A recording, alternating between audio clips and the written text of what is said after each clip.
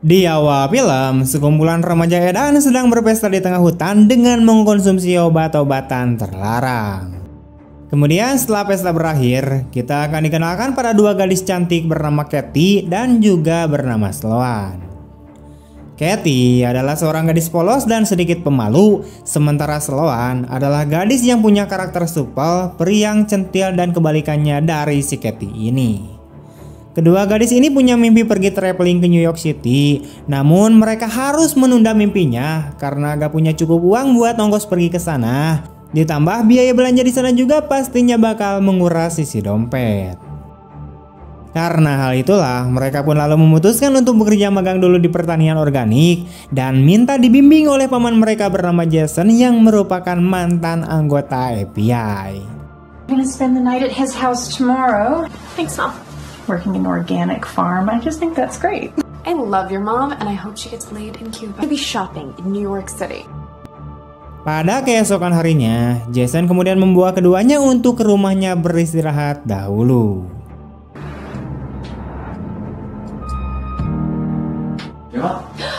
Hey. It's so great to finally meet you. But could we see our road? Yeah.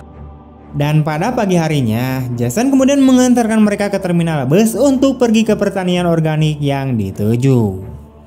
Sebelum itu, Jason lalu memberikan kode kata rahasia sebagai bentuk komunikasi antara mereka untuk berjaga-jaga dari hal-hal yang tidak diinginkan.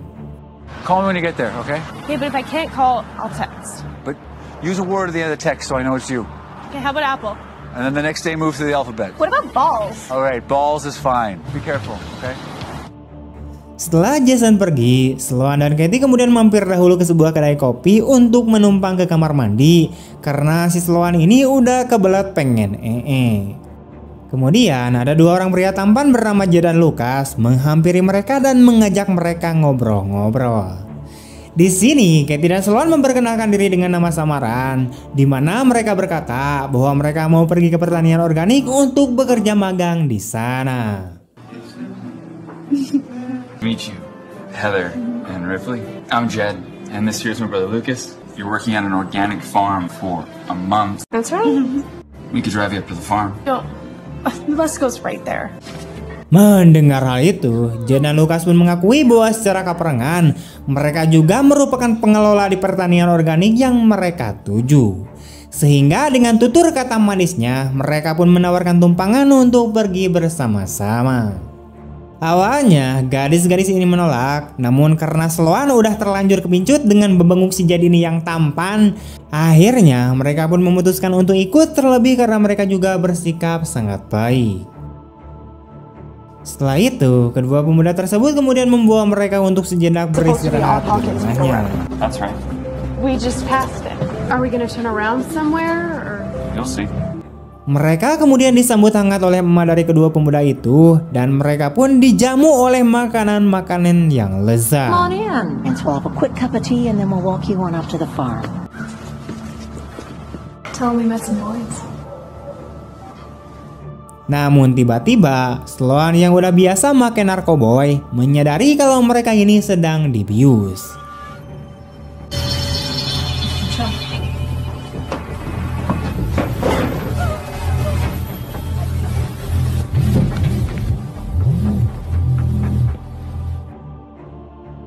Keesokan harinya, Katie dan Sloan kemudian tersadar sudah berada di tengah hutan dalam keadaan terikat dan hanya memakai pakaian segitu. Dan masing-masing dari mereka ditempatkan dalam box atau kontainer terpisah.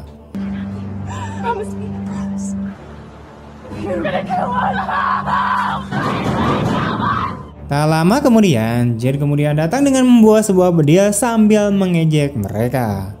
Si Jed juga kemudian malah menyuruh keduanya untuk membersihkan diri dan menikmati fasilitas yang udah disediakan di sana. Show you our amenities.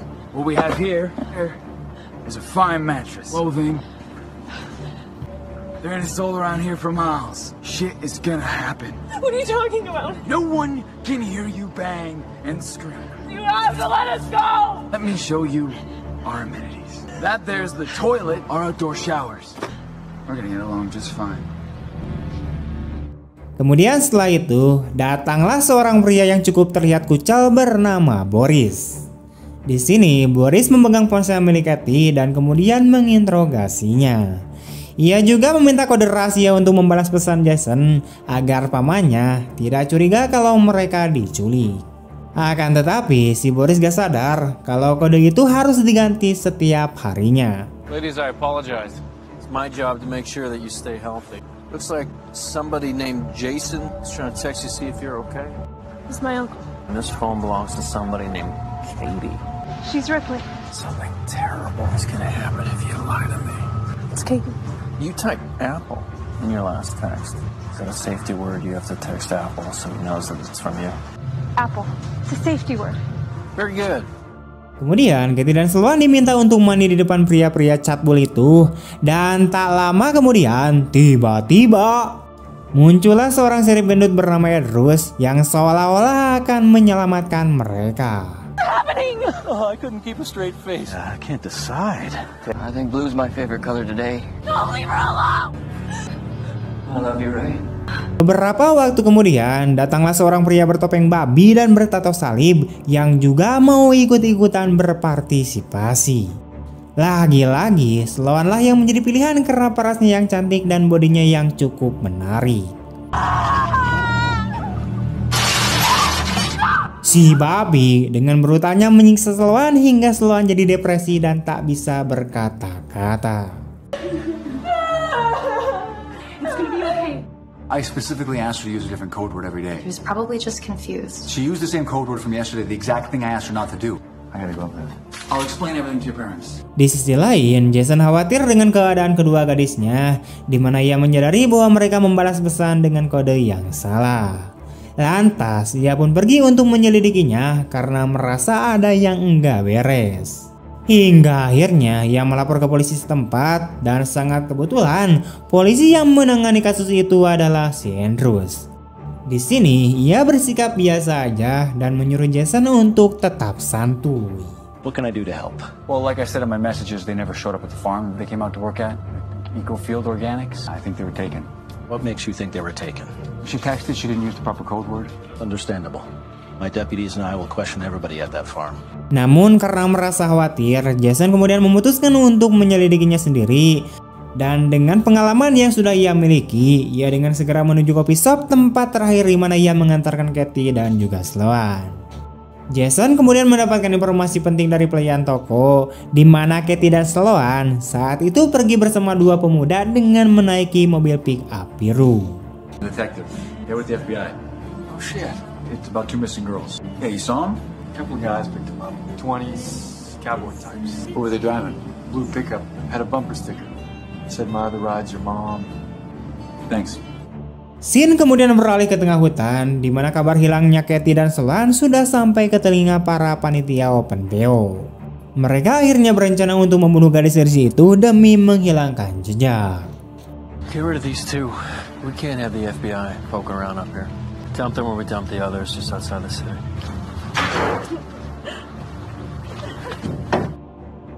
Di keesokan harinya, dikala Katie dan Sloan sedang meratapi kesedihannya, datanglah si pria gondrong yang kemarin kongsi memperkausi Sloan, di mana ia ditugaskan untuk menjaga mereka sementara waktu sebelum Sheriff datang. Menyadari bahwa mereka akan dieksekusi secara spontan, Katie kemudian memiliki ide cemerlang, di mana ia menggoda pria itu dengan mengiming-imingi kenikmatan yang hakiki padanya. Dan saat si gondrong itu mulai lengah, Katie pun dengan sekuat tenaga menggigit si gondrong sampai tewas di tempat. Akhirnya mereka dapat melarikan diri dan saat si Sheriff datang ke sana, ia kaget karena penjaganya sudah tewas, serta ia dibuat kesal juga karena mobilnya dicolong sama kedua gadis barbar itu. We have a problem. Dengan tekad yang kuat, mereka akhirnya sepakat untuk balas dendam dengan membantai semua laki-laki catbul di kota itu. Kemudian mereka dengan bersemangat pergi ke toko perabotan untuk menjalankan aksi kebrutalan mereka.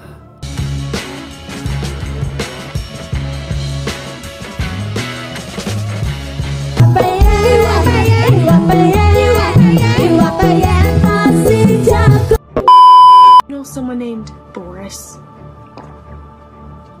Berbekal informasi dari penjaga toko, ia pun akhirnya dapat mengetahui tempat tinggalnya si Boris.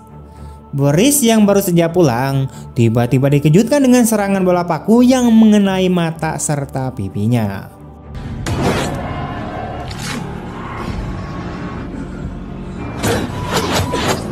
You're feeling better. Awesome. Ia pun kemudian berhasil dilumpuhkan oleh kedua gadis barbar itu dan diikat di atas meja makan. Boris pun di sini mencoba untuk menyuap mereka dengan semua uangnya agar mereka mengampuni nyawanya. I have money. Should be at least $100,000. Where? I tell you, you let me go. If there's enough money in there, maybe. Not bad at all. Akhirnya mereka berhasil mendapatkan uang $100.000 miliknya si Boris. Sebelum pergi, mereka meminta terlebih dahulu informasi tentang siapa pria bertopeng babi yang memperkaos Sloan secara brutal. Namun karena Boris tidak mau memberitahunya, akhirnya mereka pun menyiksa si Boris dan meninggalkannya sampai mati secara perlahan. Selang beberapa saat, datanglah Jason ke rumah si Boris dan untung saja gak berpapasan sama si Katie dan juga Sloan. Betapa terkejutnya Jason saat melihat Boris yang sudah tewas mengenaskan.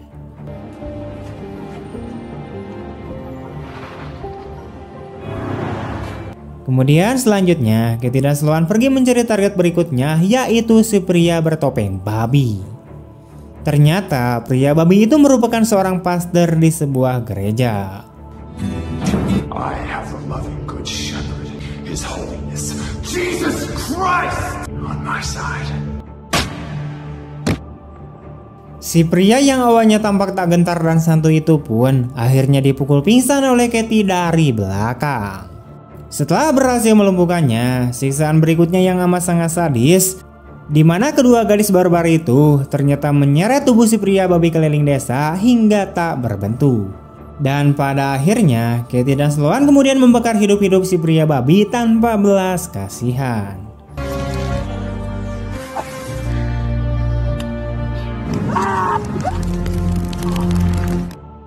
Di sisi lain, Jason kembali menemui Sheriff Andrews untuk menanyakan keponakannya itu. Akan tetapi saat Jason menelepon Katie, bunyi ponsel Katie ternyata terdengar di sakunya si Sheriff. Karena udah terlanjur ketahuan, si Sheriff akhirnya menyandera Jason dan kemudian menyiksanya. Sementara itu, si Sheriff kembali menyandera dua gadis cantik baru dan berniat untuk bermantap-mantap dengan mereka.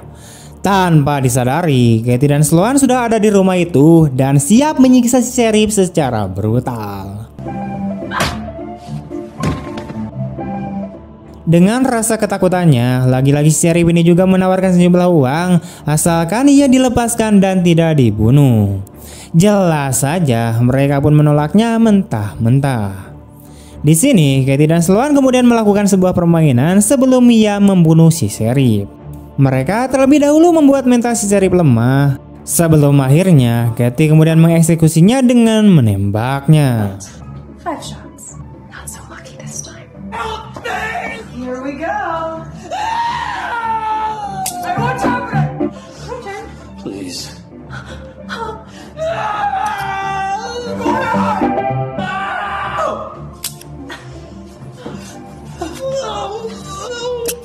One last shot.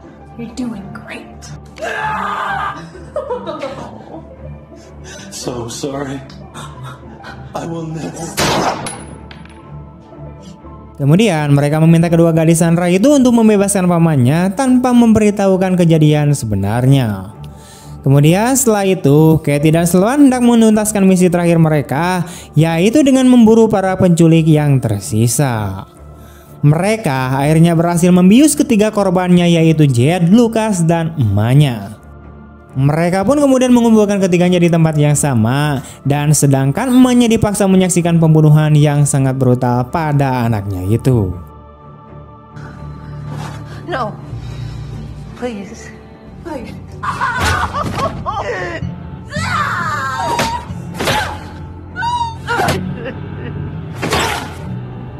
So glad you got to see this. Lalu mereka menyisakan si Lucas dan memberinya pilihan di mana ia akan hidup jika mau membunuh ibunya sendiri.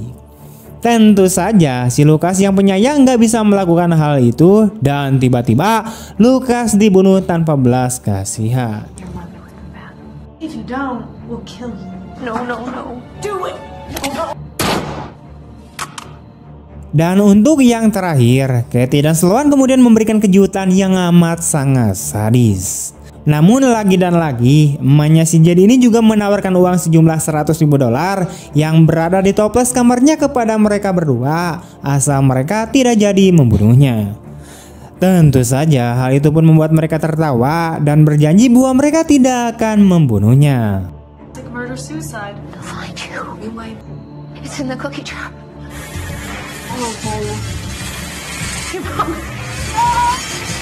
Namun ternyata mereka membohongi si emak itu sampai akhirnya secara bergantian mencabik-cabik tubuh si emak dengan menggunakan mesin pemotong rumput hingga tewas mengenaskan. Lalu film pun ditutup dengan kebahagiaan kedua gadis itu yang akhirnya kini mereka sudah mempunyai uang sejumlah $200.000 untuk kegiatan travelingnya. Tamat! Oke, sekian dulu untuk video hari ini. Bagaimana tanggapan kalian tentang film ini? Tulis di kolom komentar.